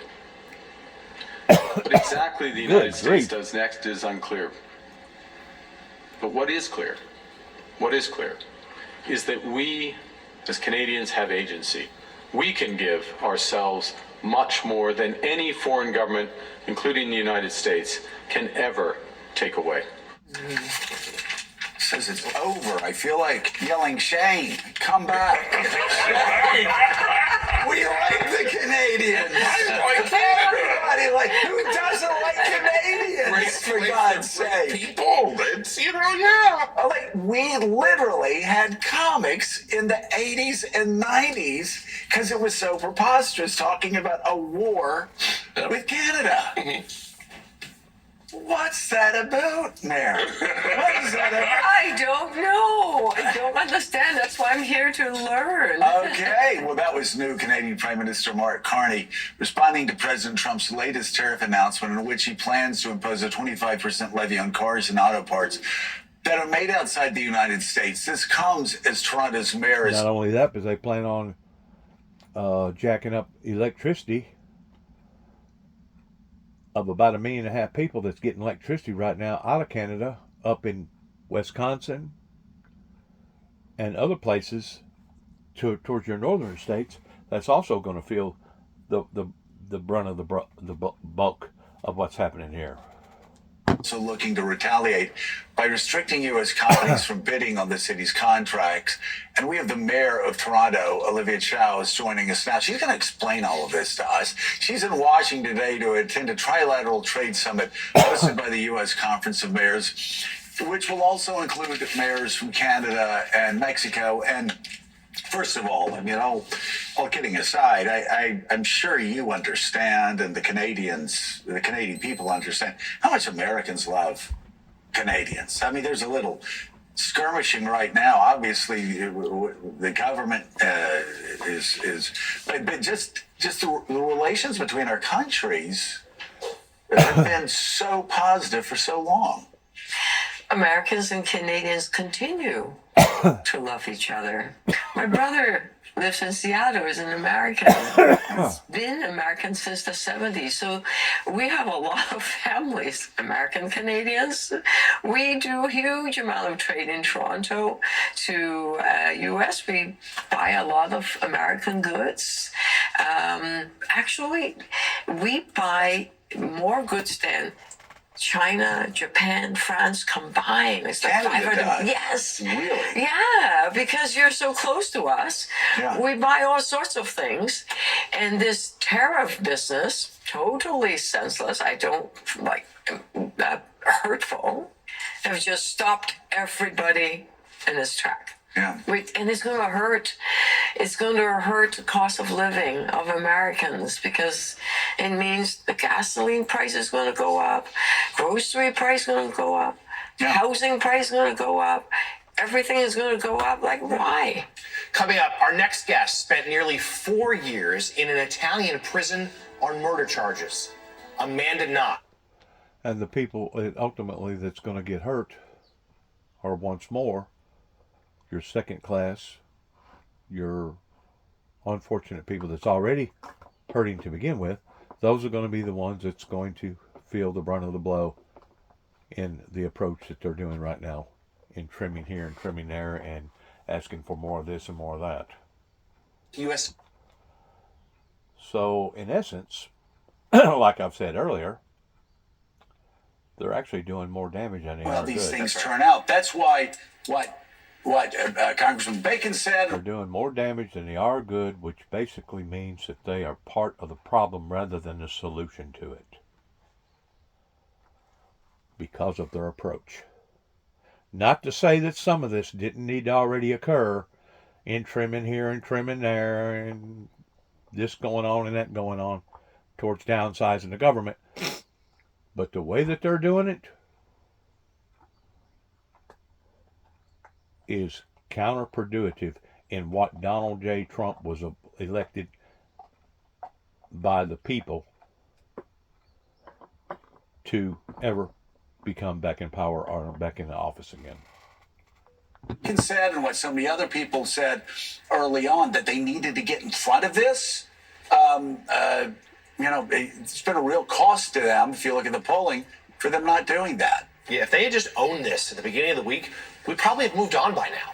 And instead, they have prolonged the story. They've dug in. They want to fight. It is keeping it in the headlines. And it has really, as we mentioned the polling earlier, it's a rare story in this media environment that has broken through to the point where Peggy Noonan is writing columns about it using words we had to look up because we weren't sure what they meant. What was it? And jejune, I believe. $100 words. Jejune of you. Yeah, we said it in Alabama all the time, by the way. Some of them $100 words again.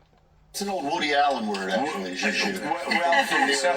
So we heard it was taken from Annie Hall. I thought it was taken actually from Bear Bryant's halftime speech when they were down 17-0 against Tennessee. Lemire, obviously not. But anyway, you were saying about Peggy Noonan. Yeah, it is. She wrote about it in the harshest of terms. Polling suggests that even Republicans disapprove what happened. And then yesterday, we heard from a chief U.S. district judge who ordered top officials to preserve all records of those communications regarding the military strikes discussed in that group chat, those against the Houthis in Yemen. This comes against a government watchdog group filed a lawsuit arguing that administration officials may have violated federal records law in using the Signal app, which allows users to set an expiration date on messages, and National Security Advisor Waltz did so. Meanwhile, Defense Secretary Pete Hegseth's refusal to acknowledge he should not have disclosed sensitive information about when the U.S. would attack sites in Yemen has angered American fighter pilots. The New York Times is reporting the news that senior officials in the Trump administration discussed plans on Signal for an impending attack angered and bewildered men and women who have taken to the air on behalf of the United States.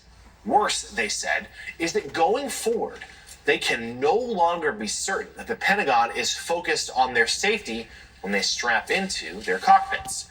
One retired Navy F-14 pilot who flew combat missions from aircraft carriers in the Persian Gulf told the paper this: ultimately, if you can't admit when you're wrong, you're going to kill somebody because your ego is too big. Another former Air Force fighter pilot added, when you disclose operational security, people can get killed. He said, these things are not taken lightly. I have never met anybody in the military who does not know this. And Joe, this underscores it so well, as we have this, frankly, double standard where the senior officials, cabinet members and the like, downplaying this, saying it's much ado about nothing.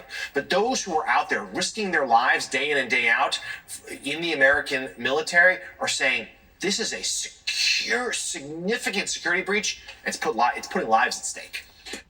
And I didn't understand regarding people that come back from World War II or Vietnam War or other wars, basically tried to change their identity pertaining to their names and using a different nickname. Like if your name was Robert, they call them Bob or whatever. And the fact of the matter is, they're trying to secure their survival, even though they've come back stateside, that people can pick you out. People can pick people out of the line of those that was engaged in different stuff overseas, of doing their patriotic duties for our country. And if our own government can't effectively do what they're supposed to be doing on the top end, it's going to be that much more difficult for our men and women in uniform to protect themselves on the lower end, especially after they get through with a major mission and they're over here in America, and the next thing you know, they may be targeted. This is a very, very dangerous game of what our government right now is playing. It's very dangerous. So this is an instance where Donald Trump's political instincts, which have served him well for the better part of a decade. He's back in the White House well enough for that. And pulled off probably two of the most improbable upsets in American political history, right? And he did that with this sort of no retreat, no surrender, no apology approach. This is just one of those times, though, rare times, though. It reminds me of what Potter Stewart said when, he was asked about pornography. I know it when I see it. Mm-hmm.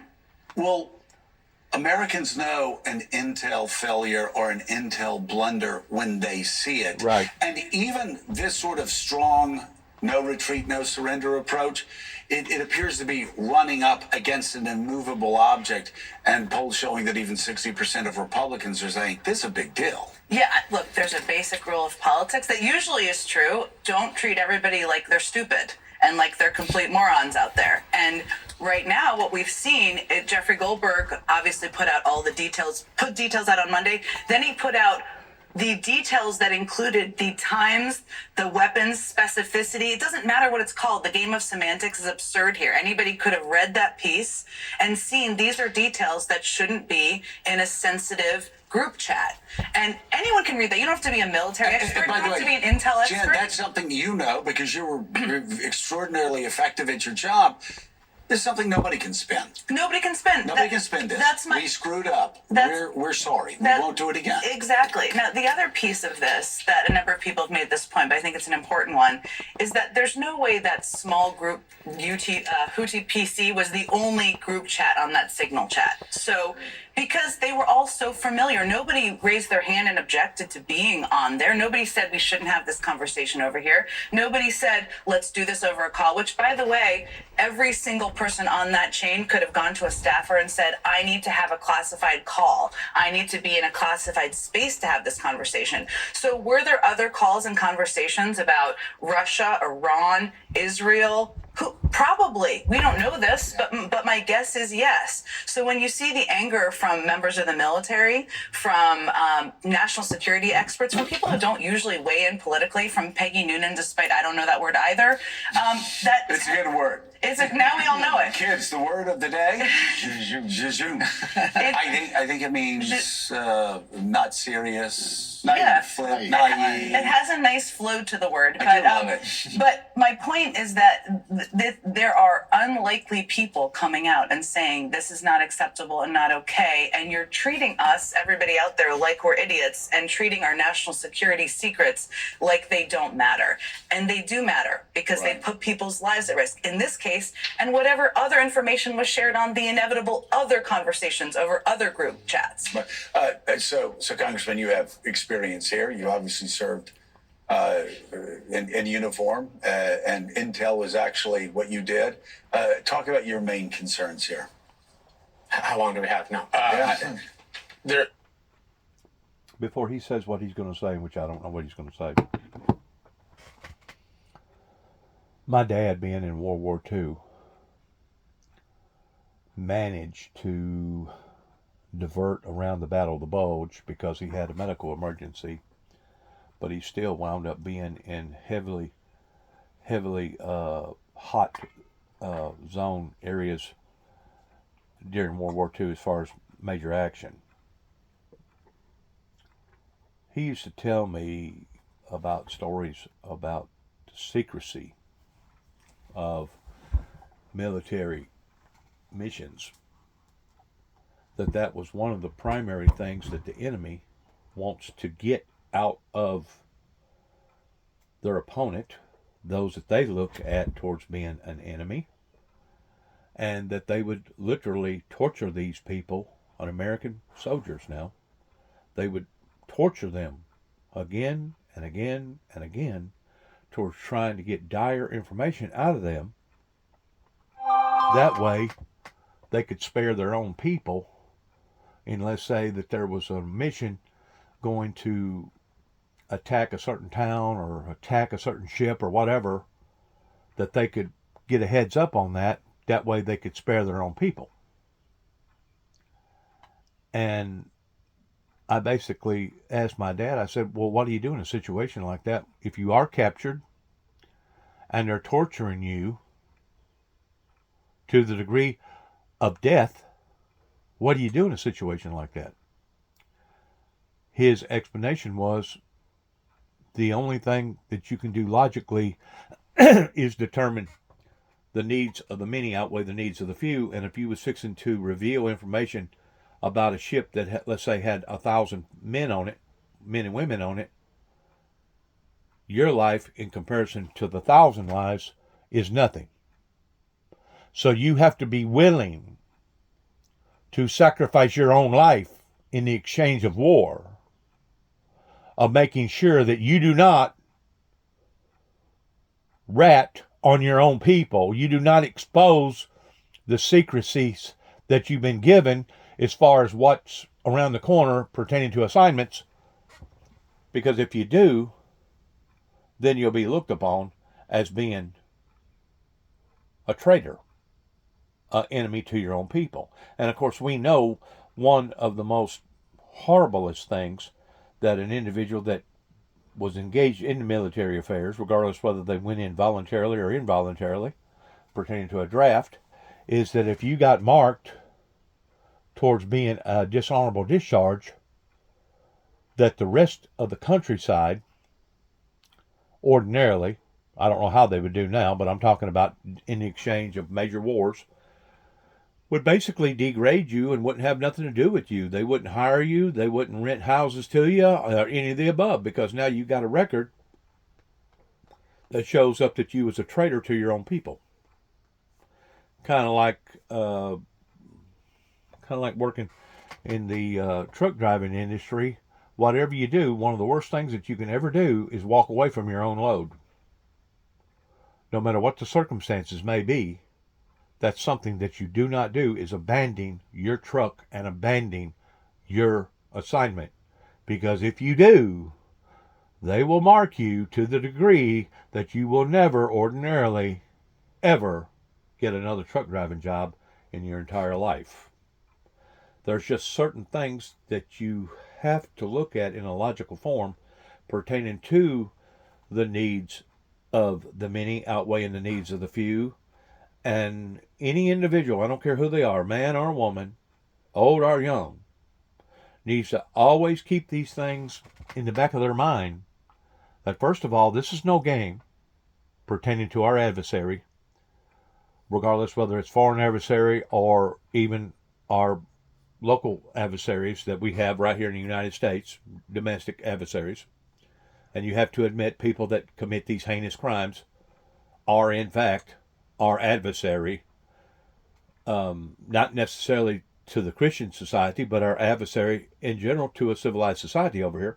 Anybody that's going to be willing to create so much havoc and shoot innocent people for no reason.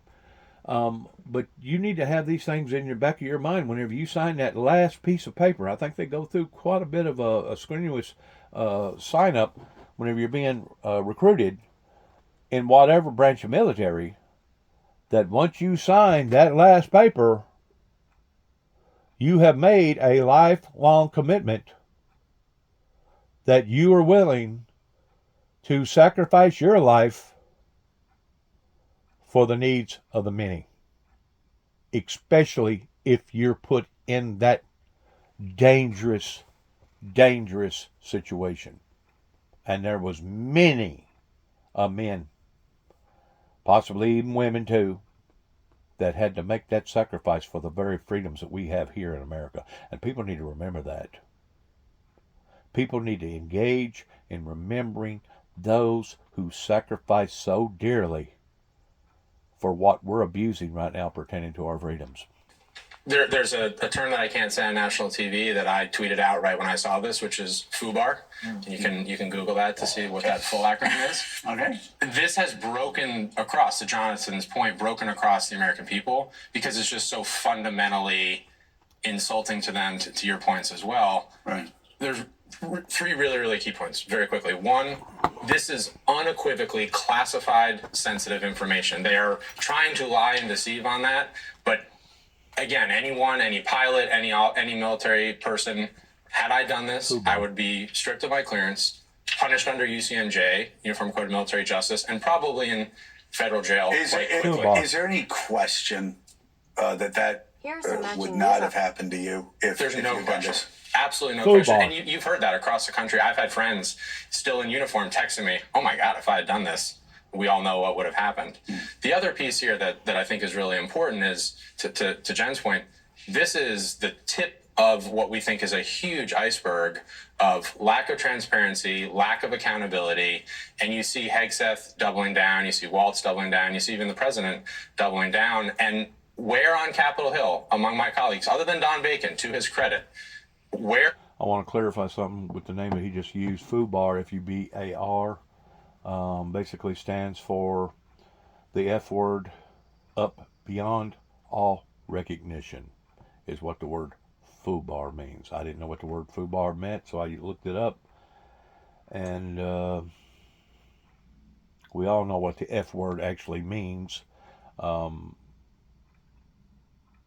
in a sexual meaning. We all know what the F word means pertaining to people being screwed over, but I wasn't familiar with the FUBAR word until just now, which basically is the lowest of the lowest or the worst of the worst. Where is the courage and the integrity of the House Republicans? The chair of our House Armed Services Committee has refused to even hold a hearing on this.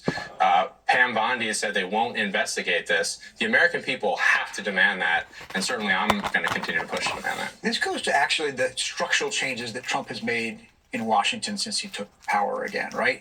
From the beginning, he methodically stripped away sources of accountability so that in a moment like this, there's nothing left. He fired all the inspectors general from all these different departments. He installed at the Justice Department and at the FBI partisan warriors he knew would be loyal to him and not go after him. He has Republicans in control of the House and Senate who have made very clear they're not going to do oversight in a real way. And that means that in a situation like this, where does it go next, right? Democrats have made mistakes with classified information in the past, with all respect, but there have been investigations. Not me personally. Not you personally. You would never do that. You would never do that. You would never do that. But you had to clean it up. Yes. Right? Obama, but the Obama administration investigated Hillary Clinton. Right? The FBI investigation on Hillary Clinton's emails began in a Democratic administration, despite the fact that they were both Democrats. Well, the investigation of Joe Biden, by the way, classified documents in his house, also conducted by his own Justice Department. Now, both of them were off. Both of them, in this case, decided, okay, they weren't meaningful or they weren't intentional. We're not going to hold them accountable and put them in prison in Leavenworth or anything like that. But there was an investigation to decide that first, and you're not going to see that this time. And by the way, in the first Trump administration, you also had two attorney generals who looked into Hillary Clinton and said there were not charges to bring just for any Republican. But you have to investigate to figure out what the facts are in order to make that determination. Well, exactly. I will say the one example, though, of a Republican who is stepping up saying we need an investigation, Roger Wicker, the chairman of the Armed Services Committee of the Senate, along with Jack Reed, his ranking minority leader, are stepping forward and saying this needs to be investigated. Well, good for him. He's a pretty lonely voice, though, and I don't know if his voice is actually going to carry the day here. I mean, John Thune and or Mike Johnson have to decide that they're going to impanel some kind of committee to look into this. How likely is that? I don't know that that's very likely. If they do, it will be to exonerate them and say they didn't do anything wrong, probably. It'll probably be a setup from the start. As for the Pentagon IG, Inspector General, the Pentagon Inspector General was one of the 17 fired on January 24th. There's an interim in there now. He's not a Trump person from what I can see. He's been in the office of Inspector General at the Pentagon since 2015. Right. So he's probably a straight shooter. But who's to say Trump might not get rid of him and put his own IG in there now? Which he knows, by the way, Yeah, right? right. The point of firing the other people is that the people who come after them know what can happen. Of course, if they stray. Then the last line of possible inquiry is, as you said, in the Justice Department. But Pam Bondi told us yesterday what she's going to do. She said this is no big deal, and her spin, as with so many of the Republicans' spin here, is to try and say this was a great success. They're trying to turn this relatively small military strike against a small country into like the second coming of D-Day.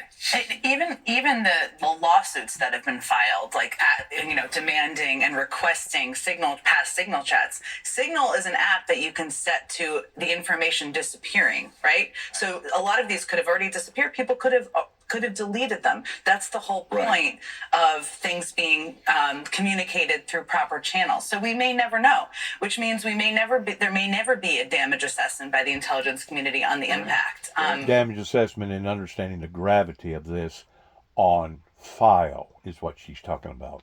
Again, we don't know what we may not never know. Well, it'll be interesting to see on the federal judge telling them that they need to preserve the records. What comes of that?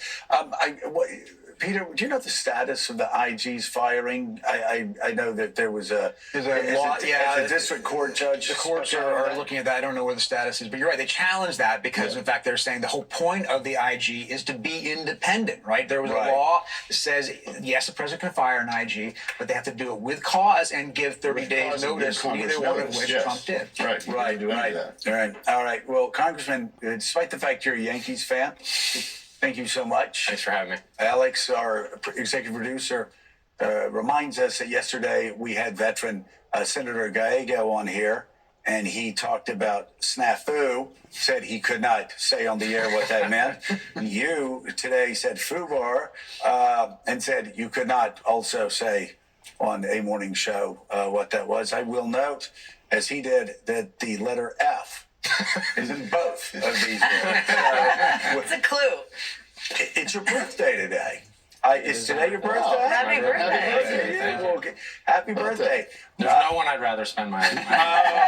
Well, then I feel really sorry for you. It's a very kind thing to say, diplomatic thing to say. I also was reminded, do you share a birthday of Mika's father? Oh, wow. Today is Dr. Brzezinski's birthday, too. So I was reminded of that this morning in a family group chat. And I immediately said, who is this? Coming up on Morning Joe. Happy birthday. Thank you. And thanks so much. I hope you have a great year ahead.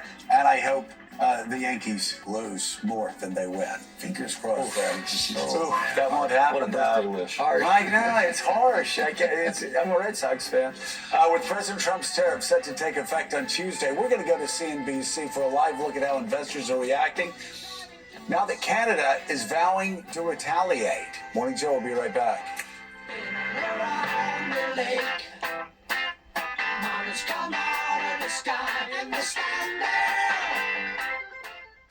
Well, there you go. That's the end of Little Joe regarding Morning Joe here with the Windmill Ministries missions at 291 Thompson Road, Sharon, Tennessee, zip code 38255. Thanking all of you for listening. God bless America. God bless our troops. Heaven help us all, because it's pretty obvious the pickle that the American people are in right now is unlike any tight spot other than a major war breaking out that we have ever been in quite some times. So if there's ever been a true time for the leadership of the Holy Spirit, for us to allow to take charge and the things that need to be done versus the things that don't need to be done to help to correct these matters, it is of today. Thank you very much. God bless America, and shalom.